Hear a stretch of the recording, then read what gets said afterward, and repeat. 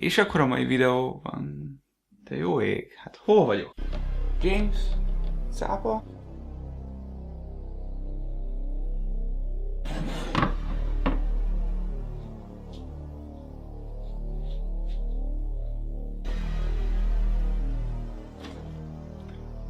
Igen, ez az én szobám. Mit hisz ez a lámpa magáról? Szóval, most, hogy egy pár napja már itthon vagyok Szegeden, és amúgy már 2 éve Frederictonban élek, feltűnt egy pár apróság meg különbség a mindennapi életet tekintve, ami vagy itt a jobb, vagy rosszabb, vagy pedig fordítva. Nézd lehet! Without further ado, let's do the focusing again.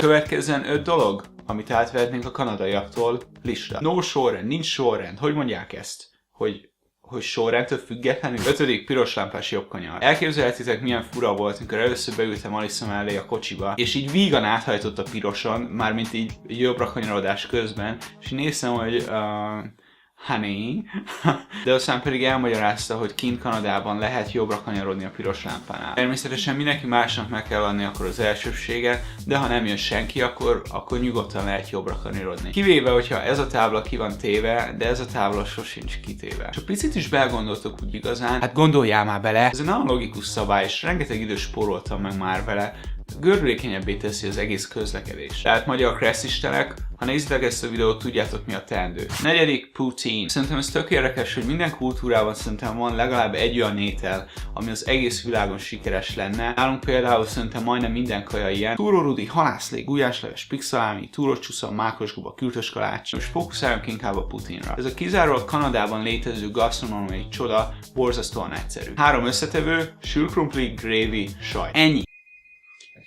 Ki az? Valaki csönget. Aztán persze sok helyen cifrázzák ezt. Van pulled pork poutine, bacon poutine, hacktown poutine, chicken chili poutine, veggie deluxe poutine, cheeseburger poutine. A poutine igazából egy személyben okolható amiatt, hogy a 2 éve kivitt ruháimból már egy sem jön rám. Ami elég szomorú. Ez a poutine varázsa, a hello. Ráadásul hands down a legjobb buliból hazamenős, meg másnapos kaja. Egy jól irányzott poutine, amikor az ember be van basszva, vagy másnapos, annál jobbat még soha büdös életben nem találtak ki. Erőleges hello.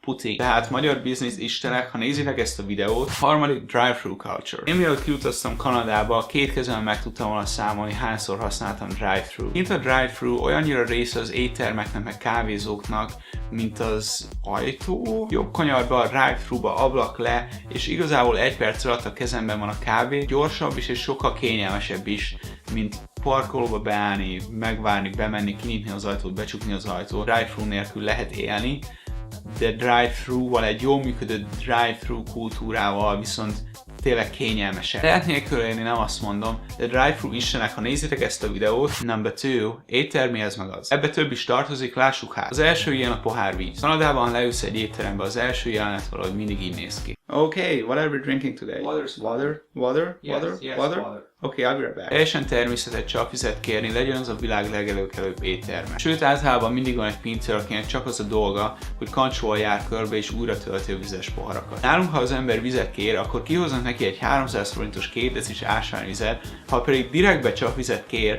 akkor mindenki néz rá, hogy ez most komoly, öreg. Pedig hát épp most készülsz kifizetni rengeteg pénzt egy jó kis kajára, mégis valamiért Magyarországon égő csapvizet rendelni. Fogalmam sincs, hogy miért van így. De az ember úgy dönt, hogy mégis rendel valami kólát vagy jeges, tehát ilyesmi, akkor 10 étteremből 9-nél van újra töltés. A pincérmel sem kérdez, ha látja, hogy üres a pohár, akkor el is viszi és egyből hozza vissza az ujja. Ezt szerintem az éttermi italak mellett itthon is simán beleférne. A 3. pont ebben a csokorban a számla elosztás. Ha az ember nem magában eszik, akkor kivétel nélkül, és úgy értsétek, hogy tényleg kivétel nélkül mindenhol, az első kérdése a pincérnek az, hogy legyen elosztva a számla. Nem az van, mint itt, hogy elmész a haverokkal kajálni, és akkor a végén a szerencsétlen pincér 15 percig számolgatja kézzel az egyetlen számláról, hogy kinek mennyit kéne fizetnie. Még a számla kihozás előtt megkérdezi a nő, hogy ki van együtt, ki mit intéz, és akkor utána az alapján hozza ki a számlákat.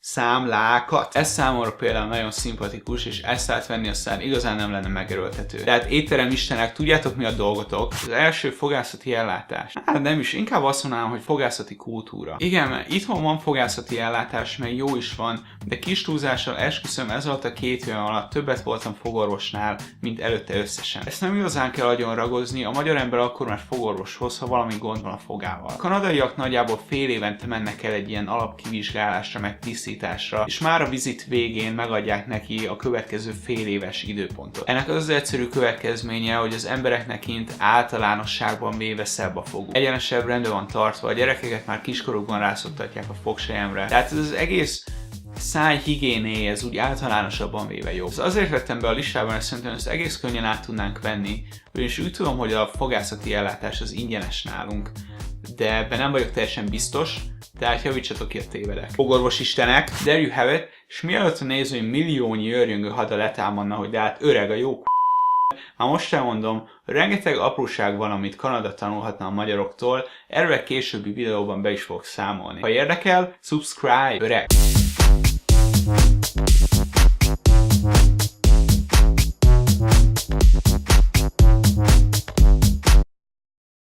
Leköptem a kamerám, hello! Leköptem a kamerám, hello!